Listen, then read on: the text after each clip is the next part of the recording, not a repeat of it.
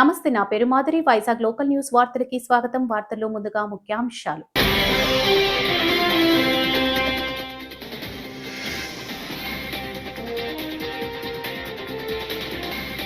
Bharat EU ఒప్పందం mother of all deals, ప్రధాని Modi.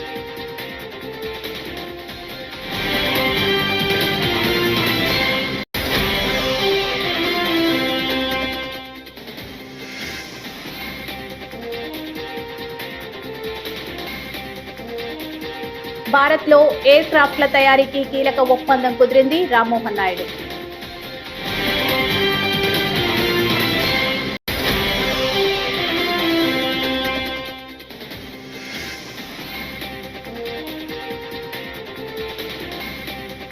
Phone tapping కేసులో సిట్ విచారణకు హాజరైన సంతోష్.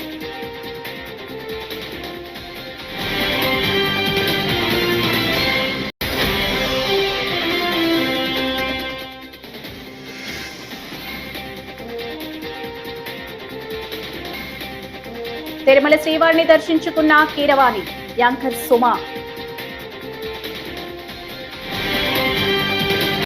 ఇక డీటెయిల్స్ చూస్తే, భారత్ యూరోపియన్ యూనియన్ EUల మధ్య కుదిరిన వాణిజ్య ఒప్పందాన్ని ప్రధాని Modi mother of all deals గా అభివర్ణించారు. భారత చరిత్రలోనే ఇది అతిపెద్ద ఒప్పందమని, దీనివల్ల 140 కోట్ల మంది భారతీయులతో పాటు కోట్లాది మంది యూరోపియన్లకు ప్రయోజనం చేకూరుతుందని, తయారీ రంగంలో భారత్ వృద్ధి సాధిస్తుందని తెలిపారు. कल ही भारत और यूरोपियन यूनियन के बीच एक बहुत बड़ा एग्रीमेंट हुआ है। दुनिया में लोग इसकी चर्चा मदर ऑफ ऑल डील्स के रूप में कर रहे हैं। ये समझौता भारत के 140 करोड़ लोगों और यूरोपीय देशों के करोड़ों लोगों के लिए बहुत बड़े अवसर लेकर आया है। ये दुनिया की दो बड़ी इकोनॉमीज के बीच तालमेल का एक शानदार उदाहरण बना है। ये समझौता ग्लोबल जीडीपी के करीब 25% और ग्लोबल ट्रेड के करीब 1/3 हिस्से को रिप्रेजेंट करता है। ये समझौता ट्रेड के साथ साथ डेमोक्रेसी और रूल ऑफ लॉ के प्रति हमारे शेयर्ड कमिटमेंट को भी सशक्त कर భారత్ లో ఎయిర్ క్రాఫ్ట్ల తయారీ దిశగా కీలక ఒప్పందం కుదిరింది. Adani air sports and defence, Brazil కు చెందిన ఎంబ్రయర్ సంస్థ మధ్య ఈ ఒప్పందం కుదిరినట్లు పౌర విమానయాన శాఖ మంత్రి రామ్మోహన్ నాయుడు వెల్లడించారు. ఈ ఒప్పందానికి కేంద్ర ప్రభుత్వం సహకరిస్తుందన్నారు. ఈ రోజు ఏవియేషన్ కి సంబంధించి ఒక ముఖ్యమైనటువంటి మైలురాయి, ఒక MOU ఎంబ్రేయర్ అలాగే అదాని ఏరోస్పేస్ అండ్ డిఫెన్స్ మధ్య ఈ రోజు చేయడం జరిగింది. దీని తాలూకా విశేషం ఏంటంటే, ఎంతో కాలం నుంచి భారతదేశంలో ఒక ప్రయత్నం జరుగుతుంది. మన దేశంలో మన ఎయిర్ క్రాఫ్ట్స్ ని మనం తయారు చేసుకోవాలన్నది, మ్యానుఫ్యాక్చర్ చేయడానికి ఆ జరుగుతున్నటువంటి ప్రయత్నంలో ఈ రోజు జరిగినటువంటి MOU ఒక కీలకంగా మారబోతుందని తెలియజేసుకుంటున్నాను. ఇందులో అదాని ఏరోస్పేస్ అండ్ డిఫెన్స్ అలాగే ఎంబ్రేయర్ ఏదైతే బ్రెజిలియన్ సంస్థ ఉందో, ఈ ఎయిర్ క్రాఫ్ట్స్ తయారు చేసే సంస్థ ఉందో, వీళ్ళిద్దరూ కూడా కలిసి మన దేశంలో ఎయిర్ క్రాఫ్ట్స్ ని తయారు చేసే ఫెసిలిటీని ఇక్కడ పెట్టాలని ఒక కీలకమైన ఒప్పందం ఈ రోజు కుదుర్చుకోవడం జరిగింది. దానికి మినిస్ట్రీ ఆఫ్ సివిల్ ఏవియేషన్ నుంచి మా సపోర్ట్ కూడా పూర్తిగా అందించాం. నేను కూడా మినిస్టర్ అయినప్పటి నుంచి ఒక పెద్ద ప్రయత్నం, ఇక్కడ మ్యానుఫ్యాక్చరింగ్ ఈకో సిస్టమ్ భారతదేశంలో మరింత ఇంప్రూవ్ చేయాలనే ఆలోచనతో నేను కూడా ఒక ప్రయత్నం చేస్తూనే వచ్చాను. దానికి ఒక పక్కన ప్రధానమంత్రి నరేంద్ర మోదీ గారు ఆత్మ నిర్భర్ భారత్ అలాగే మేక్ ఇన్ ఇండియా ప్రోగ్రామ్ ని విస్తృతంగా చేయాలనే ఆలోచనతో ఎన్నో కార్యక్రమాలు ఆయనకి శ్రీకారం చుట్టారు. గత 10 సంవత్సరాల్లో కూడా భారతదేశంలో అనేక విజయాలు మనం సాధించాం మేక్ ఇన్ ఇండియాలో. ఆ యొక్క విజయాలని మన సివిల్ ఏవియేషన్ రంగంలో కూడా తీసుకొని వచ్చే విధంగా మేము తీసుకున్నటువంటి నిర్ణయాలు కావచ్చు, మనం చేసే సంస్కరణలు కావచ్చు, అలాగే ప్రధానమంత్రి గారు ఇస్తున్నటువంటి ఆ లీడర్షిప్ కావచ్చు, వీటన్నిటినీ చూసి ఇంటర్నేషనల్ సంస్థలు ఈ రోజు దేశంలో పెట్టడానికి ఈ రోజు చాలా మొగ్గు చూపిస్తున్నాయి. అందుకనే బ్రెజిల్ నుంచి ఉన్నటువంటి ఎంబ్రేయర్ సంస్థ కూడా ఈ రోజు ఈ ఒప్పందం ద్వారా మన దగ్గర తయారు చేయడానికి వాళ్ళు కూడా ఈ రోజు ఒప్పుకున్నారు. దీని ద్వారా మనం టార్గెట్ ఏంటంటే, ఏదైతే మన ఏవియేషన్ డిమాండ్ రోజు రోజుకు భారతదేశంలో పెరుగుతుందో, సుమారు ప్రతిరోజు కూడా 5 లక్షల మంది ఈ రోజు ఫ్లైట్ల ద్వారా ప్రయాణం చేస్తున్నారు. ఆ డిమాండ్ మరింత పెరగబోతుంది రానున్న కాలంలో. అలాగే ఎయిర్పోర్ట్స్ కూడా మనం ఎప్పటికప్పుడు పెంచుకుంటూ వెళ్తున్నాం. ఈరోజు సామాన్యులు కూడా ఎయిర్ ట్రావెల్లో ప్రయాణం చేయడానికి చాలా ఫెమిలియరైజ్ అయ్యారు. వీటన్నిటిని కూడా మనం చూసుకుంటే ఎక్కువ ఎయిర్ క్రాఫ్ట్స్ మన దగ్గర రావాలి. ఎయిర్ క్రాఫ్ట్స్ కూడా మనం చాలా వరకు బయట దేశాల నుంచి ఇంపోర్ట్ చేస్తున్నాం. ఆ యొక్క ఎయిర్ క్రాఫ్ట్స్ ని కానీ మనమే తయారు చేసుకోగలిగితే ఒకటి ప్రైస్ అడ్వాంటేజ్ ఉంటుంది, టైం అడ్వాంటేజ్ ఉంటుంది, అలాగే స్థానికంగా మన యువతి యువకులకి మన ఫోన్ ట్యాపింగ్ కేసులో బీఆర్ఎస్ నేత రాజ్యసభ మాజీ సభ్యుడు సంతోష్ రావు సిట్ ఎదుట విచారణకు హాజరయ్యారు. జూబ్లీహిల్స్ ఏసీపీ కార్యాలయంలో ఆయనను అధికారులు విచారిస్తున్నారు. సిట్ ఆయనకు నిన్న నోటీసులు ఇచ్చింది. ఇదే కేసులో మాజీ మంత్రులు హరీష్ రావు, కేటీఆర్లను ఇప్పటికే సిట్ విచారించి వాంగ్మూలం నమోదు చేసిన సంగతి తెలిసిందే.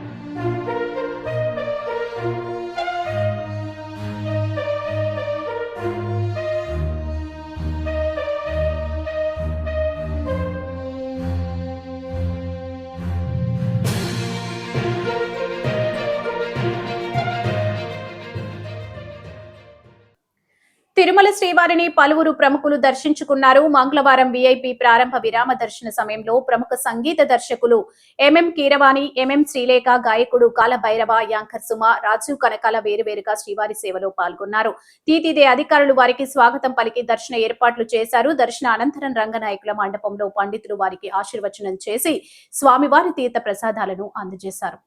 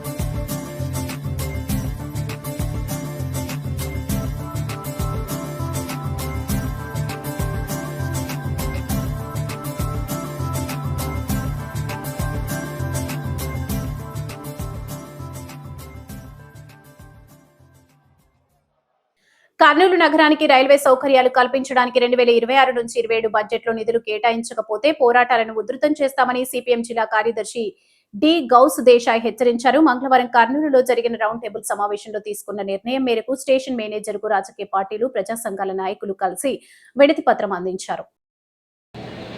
ఆంధ్ర రాష్ట్రం విడిపోయిన తర్వాత ఆంధ్ర రాష్ట్ర రాజధాని అమరావతికి వెళ్ళాలంటే ఒక్కటి కూడా ట్రైన్ సౌకర్యం లేని ఏకైక జిల్లా కర్నూలు జిల్లా ఈ రాష్ట్రంలోని విషయాన్ని కూడా రాష్ట్ర ప్రభుత్వం గుర్తించారు. గతంలో అలాగనే ఉంది. హైదరాబాద్ రాజధాని ఉన్నప్పుడు కర్నూలు నుంచి హైదరాబాద్ ఒక డైరెక్ట్ ట్రైన్ లేదు. గతంలో వామపక్ష పార్టీలు అలాగే కర్నూలు నగర ప్రజల యొక్క సహకారంతో దాదాపు 10 సంవత్సరాలు పోరాటం చేసిన తర్వాత ఒక 20 కేసులు మా పైన వేసిన తర్వాత 2013లో ఇంటర్సిటీ వచ్చింది. అప్పుడు సిటీగా కూడా కర్నూలు నగరం మారింది. కానీ ఇంటర్సిటీ వచ్చింది, రాష్ట్రం విడిపోయింది, మళ్ళీ పాత కష్టాలే కర్నూలు నగర ప్రజలకు వచ్చాయి. మేము 2014 నుంచి కేంద్ర ప్రభుత్వానికి రాష్ట్ర ప్రభుత్వం డిమాండ్ చేస్తూ ఉన్నాం. ఇక్కడున్న పార్లమెంట్ సభ్యులు కోరుతూ ఉన్నాం, అయ్యా కర్నూలు నగరం నుండి విజయవాడకు ఒక ఇంటర్సిటీ నడపండి. అలాగే కాచిగూడ నుంచి గుంటూరుకు పోయేటువంటి ట్రైన్ ఏదైతే ఉందో దాన్ని విజయవాడ పొడిగించండి, పెద్ద కష్టం కాదు. అలాగే గతంలో మచిలీపట్నం ట్రైన్ ఇక్కడి నుంచి వెళ్ళేది, ఆ మచిలీపట్నం ట్రైన్ రద్దు అయిపోయింది. ఇప్పుడు ఎందుకు కర్నూలు నగరం నుంచి నడపట్లేదో ప్రభుత్వం సమాధానం చెప్పాలి. అందుకోసం అది పునరుద్ధరించాలని కోరుతా ఉన్నాం. అలాగే కర్నూలు నగరంలో వ్యాపారస్తులు ఇతర ప్రాంతాల నుంచి ఇక్కడే ఉండి చాలా పెద్ద ఎత్తున వ్యాపారం చేసేవాళ్ళు కర్నూలు నగరంలో ఉన్నారు. ఇక్కడి నుంచి బాంబేకి వెళ్ళాలన్నా, సూరత్కి వెళ్ళాలన్నా, విశాఖపట్నంకి వెళ్ళాలన్నా మనకు ఎటువంటి సౌకర్యాలు లేవు. ఎంపీ కేశినేని చిన్ని, ఎమ్మెల్యే వసంత కృష్ణ ప్రసాద్లు కొండపల్లి కోట, సీతాకోక చిలుకల పార్క్, పవిత్ర సంగమం ప్రాంతంలో మంగళవారం నాడు పర్యటించారు. పర్యాటక రంగంలో కొండపల్లిని అభివృద్ధి చేయడానికి ప్రతిపాదనలు సిద్ధం చేసినట్లు ఎంపీ తెలిపారు. ఈ ప్రతిపాదనలను ముఖ్యమంత్రి, ఉప ముఖ్యమంత్రి ముందు ఉంచి కొండపల్లి అభివృద్ధికి కృషి చేస్తామని వారు వెల్లడించారు. కూటమి శ్రేణులంతా కలిసి కొండపల్లి కోట అభివృద్ధికి పాటుపడతామని వారు తెలిపారు. మన మూలపాడు నుంచి అమరావతికి ఐకానిక్ బ్రిడ్జ్ రాబోతా ఉంది కాబట్టి అమరావతికి అనుసంధానంగా మన మూలపాడు రిజర్వ్ ఫారెస్ట్లో ఇప్పుడు బటర్ఫ్లై పార్కు నగరవరం అభివృద్ధి చేయడం జరిగింది. దానికి ఆనుకొని దాదాపు 300 నుంచి 400 హెక్టార్ల భూమి ఇంకా ఉంది. దాన్ని డిఎఫ్ఓ గారితో కూడా మాట్లాడడం జరిగింది. ప్రతిపాదనలు తీసుకొని రాష్ట్ర ప్రభుత్వానికి జూ కావచ్చు, లేకపోతే అక్కడ ఫారెస్ట్లో ట్రెక్కింగ్ ఇతర అవసరాలను దృష్టిలో పెట్టుకొని ప్రతిపాదనలు తయారు చేసి రేపు అసెంబ్లీ సమావేశాలప్పుడు గౌరవ ముఖ్యమంత్రి గారికి, గౌరవ ఉప ముఖ్యమంత్రి గారికి మేము ప్రతిపాదనలు ఇవ్వడం కోసం తగ్గ ప్రతిపాదనలు రెడీ చేస్తూ ఉన్నాం. 12, 13 తారీఖుల్లో ఎంపీ గారు కూడా ఉండి ఇద్దరం కలిసి ఇద్దామని చెప్పి సూత్రప్రాయంగా అనుకున్నాం. అట్లాగే కొండపల్లి పోర్టుకి సంబంధించి కూడా దీని బాధలు, దీని కష్టాలు వర్ణాతీతం. ఓ పక్క రహదారికి సంబంధించి వీటీపీఎస్ బూడిద చెరువు వల్ల వచ్చే కాలుష్యం, రావడానికి పడుతున్న ఇబ్బందులు, ఇక్కడ డిపార్ట్మెంటల్ పరంగానే నిధులు లేకపోవటం వల్ల పాపం ఆ డిపార్ట్మెంట్ వాళ్ళు పడుతున్న ఇబ్బందులు, రోజువారీ చిన్న కార్యకలాపాలు చేయించాలన్నా లేకపోతే రిస్టోర్ చేయాలన్నా కూడా వారి దగ్గర ఏమాత్రం నిధులు లేని పరిస్థితి. నేను గతంలో శాసనసభ్యుడిగా ఉన్నప్పుడు అప్పుడు వాణిమోహన్ గారు ఆ అభ్యర్థన మేరకు ఎస్డిఎఫ్ ఫండ్స్ నుంచి 10 లక్షల రూపాయలు ఇస్తే ఈ రోడ్డుకి లైట్లు పెట్టడం జరిగింది. కానీ కాలక్రమంలో మళ్ళీ దెబ్బతినిపోయినాయి. ఈరోజు సాయంత్రం లేజర్ షో చూడాలంటే గత తెలుగుదేశం ప్రభుత్వ హయాంలో 14 నుంచి 19 వరకు దాదాపుగా 6 కోట్ల పైసలకు నిధులు మంజూరు చేసి ఇక్కడ లేజర్ షో కావచ్చు ఇతరత్ర పెద్ద ఎత్తున అభివృద్ధి చేశారు. కానీ తర్వాత మీ అందరికీ తెలుసు అన్ని చోట్లలాగానే ఇక్కడ సీతకన్నేసి నిధులు లేకపోవడం వల్ల ఇబ్బంది జరిగింది. ఇప్పుడు ముఖ్యమంత్రి గారి దృష్టికి ఈ విషయాలన్నీ కూడా రేపు అసెంబ్లీ సమావేశాల టైంలో ప్రతిపాదన పూర్వకంగా ఇస్తాం. ఎందుకంటే 2019 చివరిలో ఈ పర్యటనకు వచ్చిన ముఖ్యమంత్రి గారు చంద్రబాబు నాయుడు గారు అప్పుడు 100 కోట్లు ఇక్కడ నిధులు కేటాయిస్తామని చెప్పారు. దురదృష్టవశాత్తు ప్రభుత్వం మారిపోయిన తర్వాత ప్రయారిటీస్ మారిపోయినందువల్ల ఆ ప్రతిపాదనలను వెనక్కి తప్పకుండా మళ్ళీ ముఖ్యమంత్రి గారి దృష్టిలో ఆ విషయాలు పెడతాం. మన ప్రాంతం ఖచ్చితంగా మైలవరం నియోజకవర్గం రాబోయే రోజుల్లో టూరిజానికి ఆంధ్రప్రదేశ్లో ముఖద్వారం అవుతుంది. ఎందుకంటే ఇంత పెద్ద కట్టడాలు పాత పురావస్తు శాఖ తరఫున ఇంత కట్టడాలు మిగిలిన మన ఆంధ్రప్రదేశ్లో ఏకైక ప్రదేశం ఈ కొండపల్లి కిల్లానే. అట్లాగే మన మూలపాడులో ఉన్నటువంటి క్రికెట్ స్టేడియం కూడా ఇప్పుడు 2 స్టేడియంలు తయారైంది. దాన్ని కూడా వసతి గృహాలు కూడా ఏర్పాటు చేస్తూ ఉన్నారు. ఆల్రెడీ టెండర్ తీసుకొచ్చేసింది. అది త్వరలో ఇవన్నిటిని కలిపి, ఎందుకంటే విజన్ డాక్యుమెంట్లో కూడా మేము ఇవన్నీ ప్రతిపాదించాం. గతంలో గొల్లపూడిలో పెట్టాం. ఆ రోజు వీళ్ళు పత్రికా విలేకరులు కూడా వచ్చారు. కొండపల్లి పోర్టు కావచ్చు, అట్లాగే మూలపాడు కావచ్చు, ఇవన్నీ టూరిజంలో అభివృద్ధి చెందాలి. భవిష్యత్తులో మైలవరం నియోజకవర్గ అభివృద్ధికి ఇది ప్రధానమైన అంశాలని చెప్పాం. ఇవన్నీ కార్యరూపం దాలిస్తే తప్పకుండా మన నియోజకవర్గం అభివృద్ధి చెందుతుంది. కొండపల్లి కాలిబాట గురించి ఇబ్రహీంపట్నంలో మంగళవారం మాజీ మంత్రి జోగి రమేష్ ను ధర్మవరం మాజీ ఎమ్మెల్యే కేతిరెడ్డి వెంకటరామిరెడ్డి మర్యాదపూర్వకంగా కలిసి సంఘీభావం తెలిపారు. కూటమి ప్రభుత్వం పెట్టిన అక్రమ కేసులను ధైర్యంగా ఎదుర్కొంటూ ప్రజల పక్షాన పోరాడుతున్న జోగి రమేష్ కు అండగా ఉంటామని కేతిరెడ్డి తెలిపారు. ఎన్ని కేసులు పెట్టినా ధైర్యంగా ఎదుర్కొంటానని మాజీ ఎమ్మెల్యే అన్నారు. రమేష్ అన్నను అదేవిధంగా వాళ్ళ బ్రదర్ గారిని కూడా తప్పుడు కేసులలో నకిలీ మద్యం కేసులు అని చెప్పేసి ఈ ప్రభుత్వం వచ్చిన తర్వాత చేస్తున్న దానిని ఆయన బహిరంగంగా ఎత్తి చూపడంతో ఆయన మీద అక్రమంగా కేసు రిజిస్టర్ చేసి దగ్గర 83 రోజులు నిర్బంధించే కార్యక్రమం చేయడం జరిగింది. ఒక కపుల్ ఆఫ్ డేస్ బ్యాక్ ఆయన బెయిల్ మీద బయటికి రావడం జరిగింది. ఈ ప్రభుత్వం, ఈ కూటమి ప్రభుత్వం వచ్చిన తర్వాత ప్రతి ఒక్కరి మీద ఏ విధమైన తప్పుడు కేసులు పెడుతోంది, ఏ విధంగా ఇబ్బంది పెడుతోందో మనం అందరం చూస్తున్నాం. ఆ రోజు జరిగిన సంఘటనలో హాస్పిటల్లోకి కుటుంబ సభ్యులందరూ పోయినప్పుడు కూడా అక్కడ ఏదో డ్యామేజ్ చేశారని తిరిగి కుటుంబ సభ్యుల మీద కూడా కేసులు రిజిస్టర్ చేసిన సందర్భం చూసాం. ఇవే కాదు, ఓవరాల్గా కూడా రాష్ట్రంలో లా అండ్ ఆర్డర్ పరిస్థితి, అక్రమ కేసుల పరిస్థితి ఏ విధంగా పెడుతున్నారని ప్రతి ఒక్కరు తెలుస్తున్న పరిస్థితి. మర్డర్లు చేసిన వాళ్లకు, కొట్టిన వాళ్ళ మీద కేసులు లేకుండా కోడి కోసినారని, గొర్రెలు కోసినారని తప్పుడు కేసులు పెడుతున్న సందర్భాన్ని కూడా చూస్తున్నాం. ఈ ప్రభుత్వాన్ని గతంలో కూడా మేము చెప్పడం జరిగింది, కేసులు పెడతామని భయపడతారేమో కానీ ఇలా అక్రమంగా జైళ్లకు పంపిస్తే ఖచ్చితంగా 10 ఇంకా ఎక్కువగా పనిచేస్తారు. మీరు చూసుకోండి, కావాలి అంటే మొన్న కాకాని గారు కూడా జైలుకి పోయి వచ్చిన తర్వాత, బయటికి పోయి వచ్చిన తర్వాత ఏ విధంగా పార్టీ కోసం పనిచేస్తున్నారు. అంతకుముందు వారానికి 2 వారాలుగా పెట్టే ప్రెస్ మీట్ ఈరోజు వారానికి 3 సార్లు పెడుతున్నారు. జోగి రమేష్ అన్న కూడా అదే పద్ధతిలోనే ఖచ్చితంగా ఈ కూటమి ప్రభుత్వం చేస్తున్న తప్పిదాల మీద పోరాడుతూనే ఉంటాడు, ఖచ్చితంగా నిలదీస్తూనే ఉంటాడని చెప్పి తెలియజేస్తున్నాడు. విశాఖ గాజువాక శ్రీనగర్ పైడితల్లి అమ్మవారి ఆలయంలో రాజశ్యామల అమ్మవారి మహోత్సవాలను రాష్ట్ర బీజేపీ అధ్యక్షులు పివిఎన్ మాధవ్ దర్శించుకున్నారు. ఈ సందర్భంగా ఆయన మాట్లాడుతూ అమ్మవారి మహోత్సవంలో పాల్గొనడం చాలా అదృష్టంగా భావిస్తున్నానని అన్నారు. అమ్మవారి కృపా కటాక్షం ఈ దేశంలో ప్రతి ఒక్కరి మీద ఉండాలని అన్నారు. పురాతన దేవాలయాలు ఇప్పటికే రాష్ట్రంలో గుర్తించామని, సుమారుగా 100 దేవాలయాలకు పైగా పునఃప్రతిష్టకు అన్ని ఏర్పాట్లు పూర్తి చేశామని తెలిపారు. విశాఖలో సింహాచలం పద్మనాభ స్వామి ఆలయానికి నిధులు కేటాయించామని అన్నారు.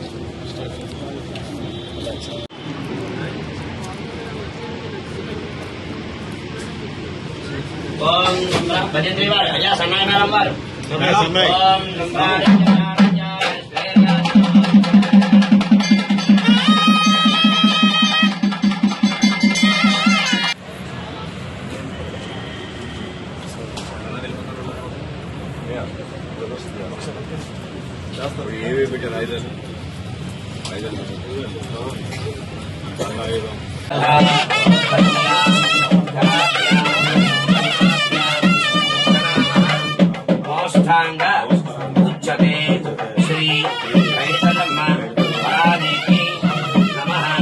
సాష్టాంగ నమస్కారం సమర్పయామి.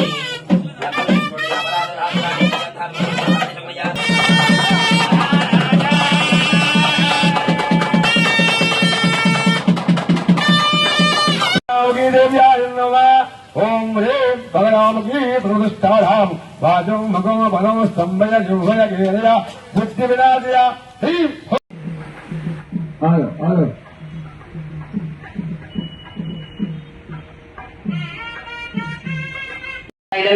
ఓం ఐం హ్రీం క్లీం ఐం క్లీం సోయం సర్వజనమనోహరి సర్వగురంజని క్లీం హ్రీం హ్రీం సర్వరాజహంకరి సర్వశ్రీ పురుషహంకరి యాదేవి సర్వభూతేషు మాతృరూపేణ సంస్థిత నమస్తస్తే నమస్తస్తే నమస్తస్తే నమో నమః.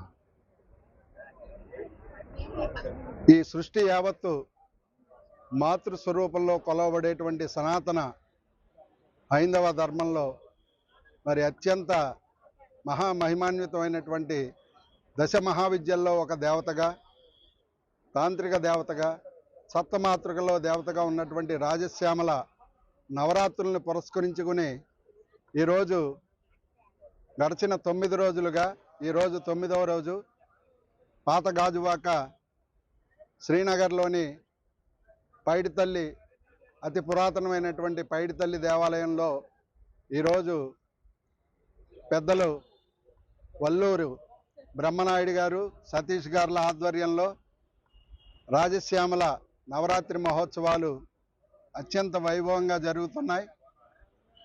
మరి అమ్మవారు రాజశ్యామలను కొలిస్తే మనం రానివేమీ ఉండదు. రాజ్యం, సంపద, ఆరోగ్యం, ఐశ్వర్యం అన్నీ కూడా ఇచ్చేటువంటి ఏకైక తల్లి రాజశ్యామల అమ్మవారు. మరి ఈ తల్లి ఈ యొక్క యాగంతో యాగకర్తలకే కాకుండా ఈ యొక్క ప్రాంతానికి కానివ్వండి, మరి అదేవిధంగా ఈ నవరాత్రుల్లో పాల్గొన్నటువంటి ప్రతి ఒక్కరికి, చూసిన ప్రతి ఒక్కరికి కూడా ఆ తల్లి కరుణా కటాక్షాలు, ఆయురారోగ్య ఐశ్వర్యాలు కలగజేస్తుందని కోరుకుంటూ నమస్కారం తెలియజేసుకుంటాం. అమ్మవారి యొక్క దేవాలయాల్లో మన రాజశ్యామల యజ్ఞం చేయటం జరుగుతుంది. గత 9 రోజులు బట్టి ఈ యొక్క యజ్ఞం జరుగుతుంది. రేపు పూర్ణాహుతి కార్యక్రమం అవుతుంది. ఈ యొక్క యజ్ఞ కార్యక్రమంలో పాల్గొనడానికి రావటం జరిగింది. ఆ విధంగా అమ్మవారి యొక్క కృపా కటాక్ష వీక్షణాలు మా మీద, అలాగే సమాజం మీద, మొత్తం దేశం పైన పడాలనే ఒక ఆలోచనతో యజ్ఞం అనేది సర్వ శుభాలు జరగాలని చెప్పి, అలాగే శాంతి జరగాలని, లోక కళ్యాణార్థం జరుగుతుంటాయి.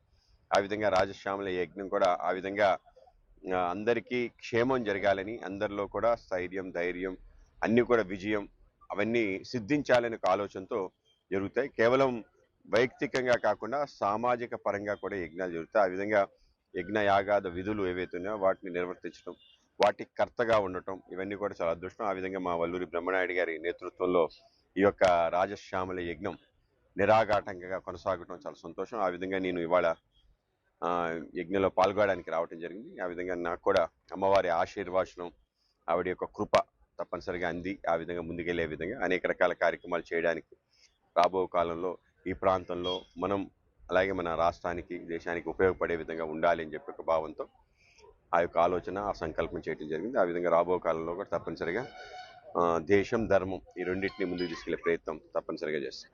పురాతన ఆలయాలు అనకాపల్లి జిల్లా కేంద్రంలోని ఎన్టీఆర్ స్టేడియంలో ఘనంగా 77వ గణతంత్ర దినోత్సవ వేడుకలు నిర్వహించారు. ఈ కార్యక్రమానికి జిల్లా కలెక్టర్ విజయకృష్ణన్ ముఖ్య అతిథిగా హాజరై జాతీయ పతాకాన్ని ఆవిష్కరించారు.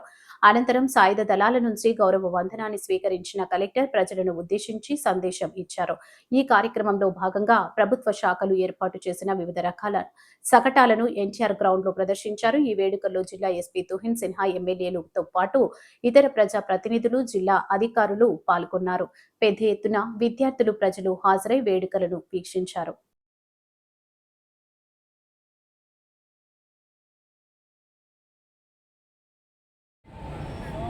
ఈనాటి parade commander Shri B Ramakrishnarao, reserve inspector, మీ అందరికీ అద్భుతమైనటువంటి పరేడ్ మీ ముందు ప్రదర్శిస్తూ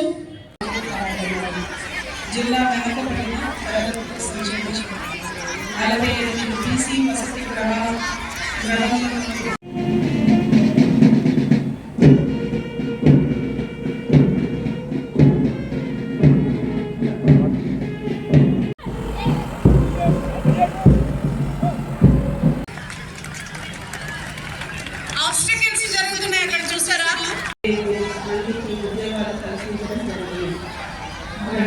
అమలు చేస్తాం. PMAY 2.0 పథకంలో 3 మున్సిపల్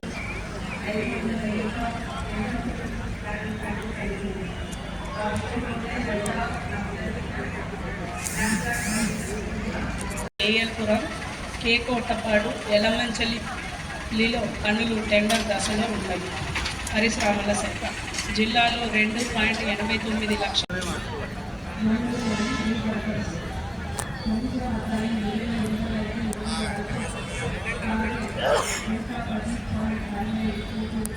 మరో 3 అన్న క్యాంటీన్లు పైకరపేట, మాడుగుల మరియు చోడవరం పట్టణంలో నిర్మాణాలు జరుగుతున్నవి. శాంతి భద్రతలు, లా అండ్ ఆర్డర్.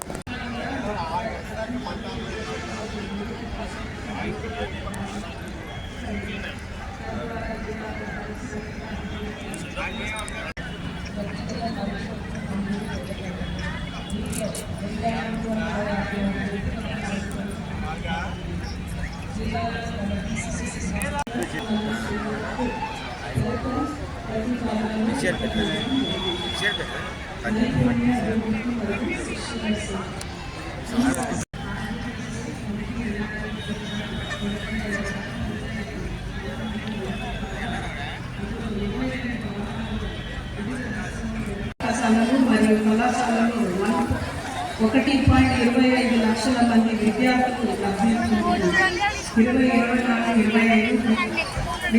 వార్తలు ముగించే ముందు ముఖ్యాంశాలు మరోసారి.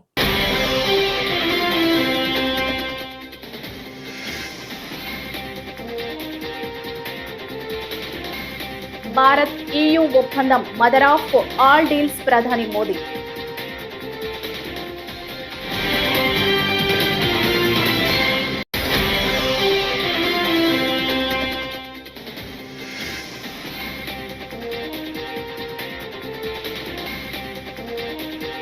భారత్లో ఎయిర్ క్రాఫ్ట్ల తయారీకి కీలక ఒప్పందం కుదిరింది. రామ్మోహన్ నాయుడు.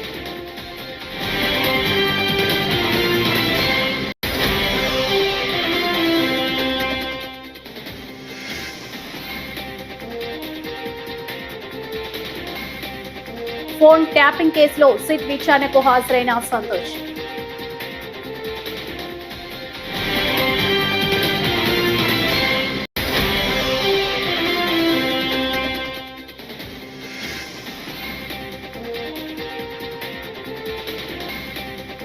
తిరుమల శ్రీవారిని దర్శించుకున్న కీరవాణి. యాంకర్ సుమా. ఈ వార్తలు ఇంతటితో సమాప్తం. తిరిగి మరో తాజా బులెటిన్లో కలుసుకుందాం. అంతవరకు సెలవు. నమస్కారం.